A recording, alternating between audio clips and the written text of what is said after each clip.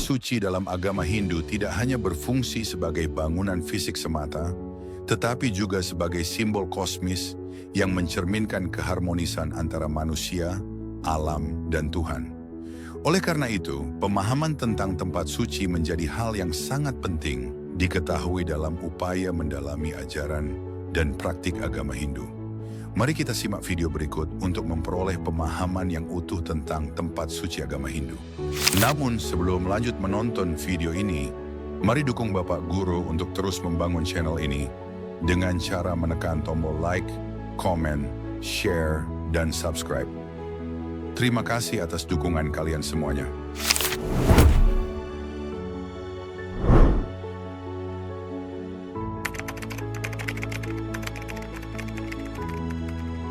Tempat suci dalam agama Hindu adalah tempat yang disucikan dan digunakan sebagai sarana pemujaan kepada Ida Sang Hyang Widiwasa beserta manifestasinya. Tempat suci diyakini memiliki nilai spiritual tinggi karena telah melalui proses penyucian atau melaspas dan penetapan secara niskala. Dalam bahasa Sanskerta, tempat suci sering disebut sebagai mandira, pura, atau ksetra, yang berarti tempat bersananya kekuatan ilahi. Kesucian tempat ini dijaga melalui aturan adat, etika, dan ritual keagamaan. Tempat suci dalam agama Hindu memiliki beberapa fungsi utama, antara lain: 1. Sebagai tempat pemujaan. Tempat suci digunakan untuk memuja Ida Sang Hyang Widiwasa dan manifestasinya melalui doa dan upacara yajna. 2. Sebagai pusat kegiatan keagamaan. Upacara seperti Dewa Yajna, Odalan, dan Hari Suci Agama Hindu dilaksanakan di tempat suci.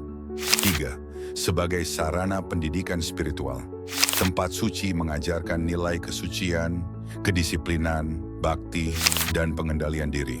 4. Sebagai simbol keharmonisan kosmis. Tempat suci mencerminkan konsep Trihitakarana, yaitu keharmonisan hubungan manusia dengan Tuhan, sesama manusia, dan alam.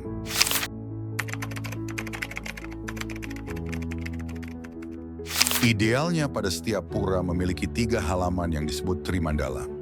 Trimandala adalah konsep pembagian ruang dalam tradisi Hindu Bali yang membagi suatu kawasan menjadi 3 tingkatan kesucian berdasarkan nilai spiritual dan fungsinya. Konsep ini digunakan dalam penataan pura, rumah tinggal, desa adat, hingga bangunan tradisional Bali. Trimandala juga mencerminkan keharmonisan hubungan antara manusia, alam, dan Tuhan, Trihitakarana, serta menjadi pedoman dalam menciptakan keseimbangan antara aspek sakral dan profan dalam kehidupan. Pembagian ruang dalam Trimandala 1. Utama Mandala. Utama Mandala merupakan wilayah paling suci. Zona ini diperuntukkan bagi aktivitas spiritual dan religius. Ciri-ciri utama mandala adalah tingkat kesucian tertinggi, digunakan untuk pemujaan dan dijaga kebersihan dan kesakralan. Contoh bangunan dari utama mandala, yakni jeroan atau jeroan pura, pelinggih utama dalam pura, dan sanggah atau merajan dalam rumah adat Bali. 2. Madhya Mandala. Madhya Mandala adalah wilayah tengah, berfungsi sebagai ruang transisi antara sakral dan profan.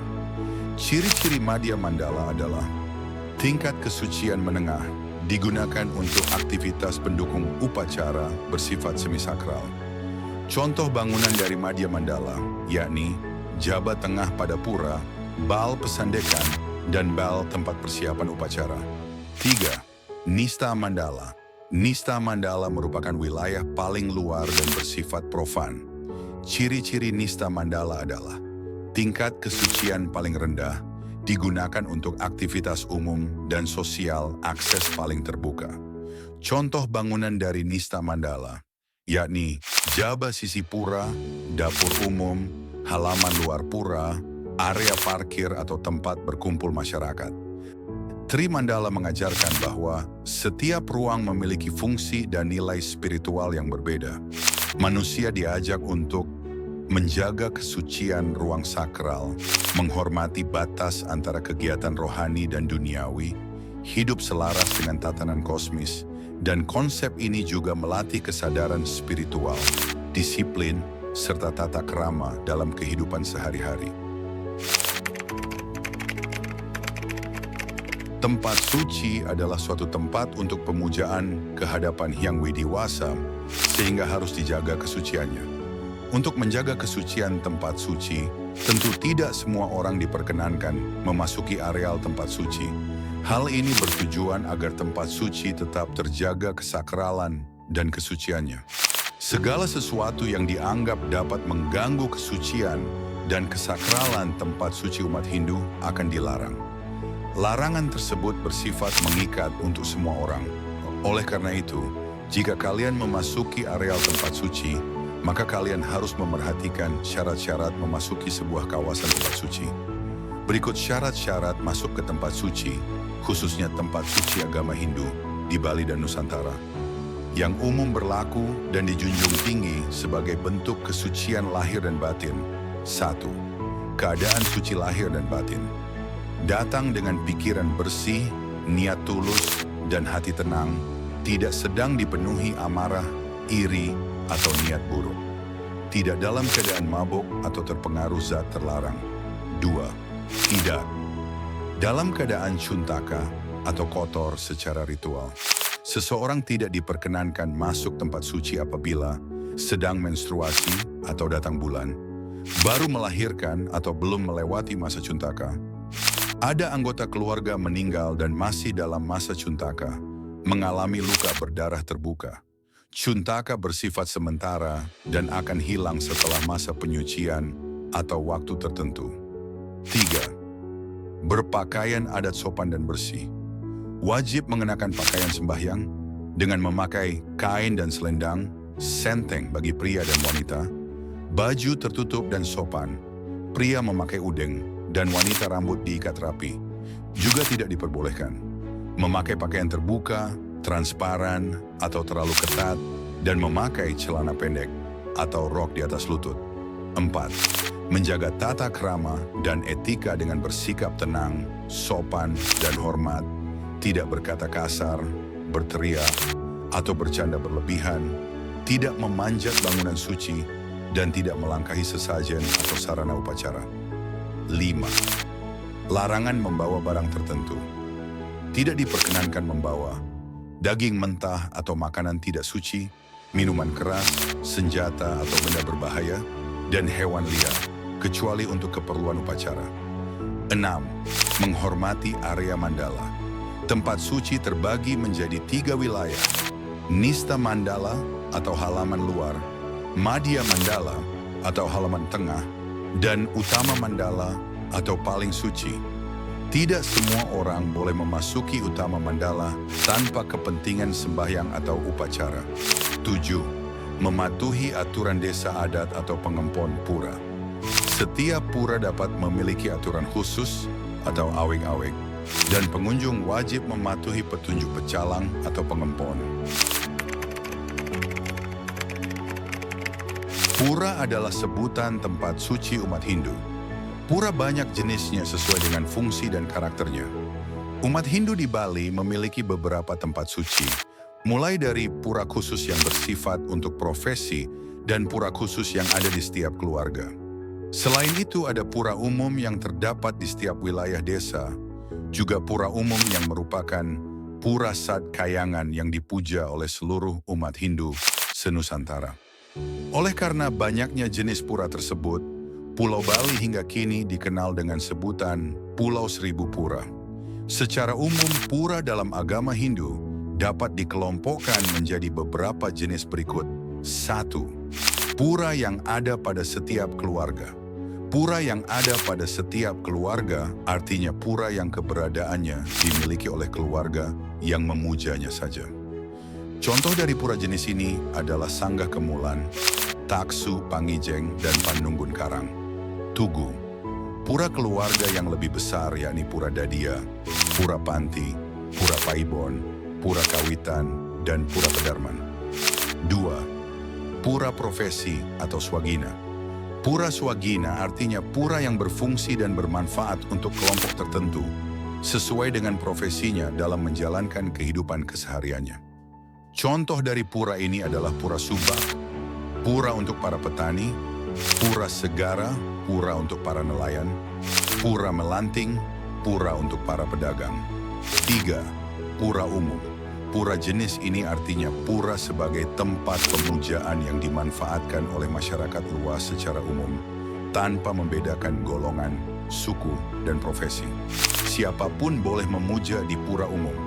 Pura umum pertama yakni Pura Kahyangan, 3 yang berada di setiap desa adat, Pura Desa, Pura Puse, dan Pura Dalam Rajapati.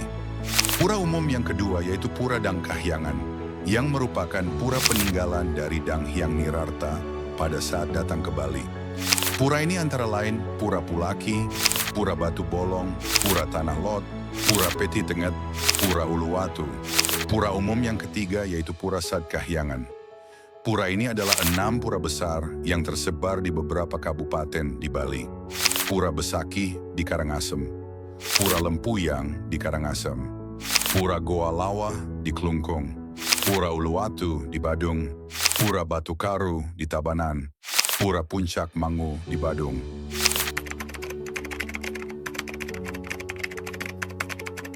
Selain di Pulau Bali, di luar Pulau Bali juga terdapat banyak pura yang menjadi tempat pemujaan bagi umat Hindu. Selain pura, umat Hindu di Jawa mengenal candi dan sentong sebagai tempat suci. Candi merupakan salah satu tempat suci umat Hindu yang ada di Jawa. Bagi masyarakat yang beragama Hindu di Jawa, candi adalah tempat memuja Hyang Withiwasa dan juga untuk memuja roh suci para leluhur. Sementara sentong adalah tempat suci bagi keluarga di Jawa. Selain candi, bagi masyarakat yang beragama Hindu di Jawa, roh suci para leluhur dipuja di tempat ini. Sentong juga difungsikan sebagai tempat persembahyangan umat Hindu di Jawa untuk beberapa anggota keluarga besar. Sentong terletak di dalam rumah keluarga Hindu. Untuk tempat suci pura, berikut ini adalah beberapa pura yang ada di Jawa. Di Jawa Timur terdapat Pura Semeru, Pura Alas Purwa, Pura Gunung Bromo, Pura Blambangan, dan Pura Amertajati. Di daerah Bogor, di Jawa Barat, terdapat Pura Agung Jagatkarta. Sedangkan di Yogyakarta terdapat tempat suci berupa candi-candi, misalnya Candi Prambanan, yang difungsikan sebagai tempat melaksanakan upacara Taur Agung Kesanga bagi umat Hindu.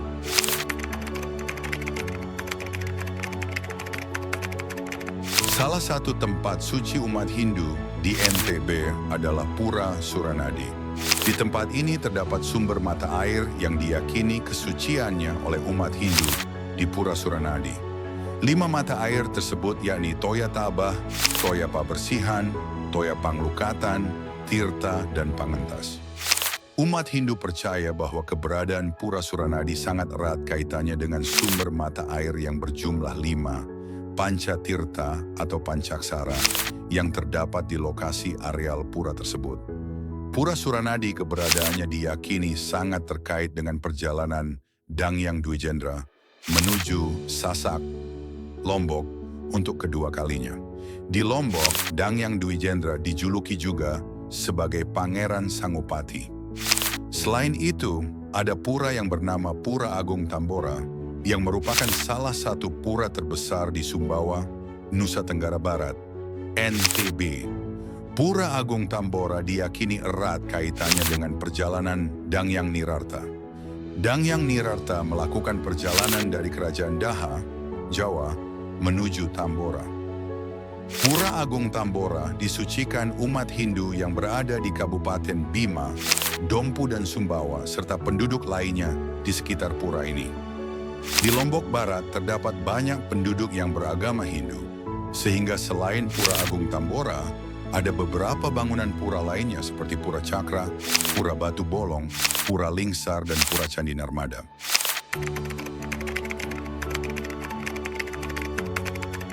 Tempat suci umat Hindu di Nusa Tenggara Timur, NTT, yakni Pura Agung Girinatha Tua Bolok, terletak di Kabupaten Rotendao, Nusa Tenggara Timur.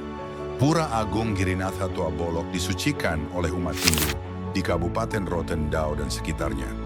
Dari struktur bangunannya, pura ini sama seperti pura yang ada di Bali. Berikut ini adalah beberapa daftar pura yang ada di NTT. 1. Pura Webananta di Kota Kupang. 2. Pura Agung Giri Kertabuana di Kota Kupang. 3. Pura Kevananta di Kabupaten Timur Tengah Utara. 4. Pura Atambuananta di Kabupaten Belu. 5. Pura Giri Dharma Loka di Kabupaten Alor. 6. Pura Satria Nanta di Kabupaten Lembata. 7. Pura Agung Weri di Kabupaten Flores Timur. 8. Pura Agung Wolokole di Kabupaten Ngada. 9. Pura Cendana Waingapu di Kabupaten Sumba Timur. 10. Pura Giri Kertabuana di Kabupaten Sumba Barat.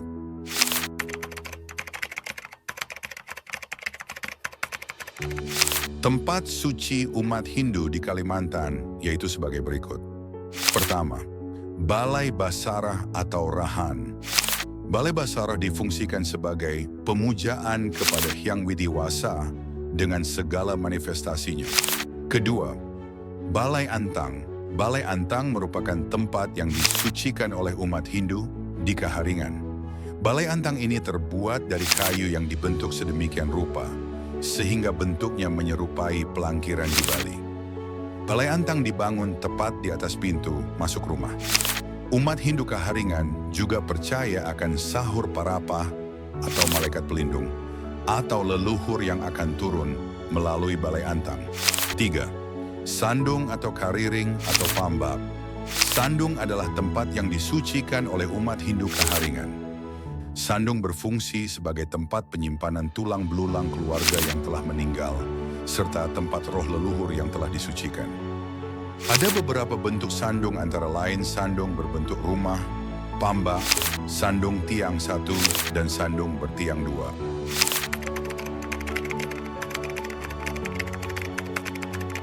Tempat suci umat Hindu di Sulawesi. Umat Hindu Alokta di Tanah Toraja, Sulawesi Selatan, memiliki tempat suci tersendiri. Tempat sucinya disebut Pamelaran, yang terdiri dari 3, yaitu 1. Inan Kapemalaran, Pak Buaran, merupakan tempat suci berupa lingga dan yoni. 2. Inan Kapemalaran Pedatuan biasanya berada di lereng gunung. 3. Inan Kapemalaran Pak Pesungan merupakan tempat pemujaan yang digunakan oleh satu keluarga kecil. Kunjungan ke tempat suci dalam ajaran agama Hindu disebut Tirthayatra. Tirthayatra berasal dari bahasa Sanskerta yang terdiri dari kata Tirtha dan Yatra. Tirtha artinya air suci, air kehidupan, atau tempat-tempat suci yang terdapat air suci. Tirtha juga diartikan sebagai orang-orang suci, karena orang suci umumnya berada di tempat suci yang terdapat air sucinya. Yatra artinya bepergian atau ziarah. Adapun tujuan umat Hindu melakukan Tirtha Yatra adalah untuk menyucikan diri dari dosa-dosa. Melaksanakan Tirtha Yatra ke tempat-tempat suci akan membuat seseorang kembali mengingat akan jati dirinya sebagai makhluk ciptaan Hyang Widiwasa. Selain melaksanakan Tirtha Yatra, umat Hindu juga melaksanakan Dharma Yatra. Dharma Yatra adalah perjalanan suci ke tempat-tempat suci yang disertai dengan mengajarkan Dharma atau ajaran agama Hindu. Dharma Yatra dilaksanakan oleh seseorang yang menjadi guru spiritual, yang mana perjalanan suci yang dilakukannya dimaksudkan untuk mengajarkan ajaran agama dengan berkeliling ke berbagai pelosok dunia, sambil mengunjungi tempat-tempat suci. Berikut ini adalah nama tempat suci atau pura dengan orang suci yang telah melaksanakan Dharma Yatra. 1. Dangyang Dwijendra, tempat suci peninggalan beliau yakni Pura Suranadi di Nusa Tenggara Barat, NTB. 2. Resi Markandeya, tempat suci peninggalan beliau yakni Pura Besakih di Bali. 3. Dangyang Nirarta, tempat suci peninggalan beliau yakni Pura Agung Tambora di Nusa Tenggara Timus, NTT. Nah, demikianlah penjelasan tentang tempat suci agama Hindu. Tempat suci merupakan salah satu tempat yang dibangun secara khusus, sehingga tempat suci juga memiliki fungsi khusus. Tempat suci adalah tempat yang diistimewakan. Bagi umat Hindu, tempat yang dibangun secara khusus dan memiliki fungsi khusus dinamakan pura. Lalu, pura mana sajakah yang pernah kalian kunjungi dalam kegiatan Tirta Yatra kemarin? Silakan tulis jawabanmu di kolom komentar. Terima kasih telah menyimak video ini dari awal sampai akhir dan jangan lupa untuk menyimak video lainnya dari channel ini.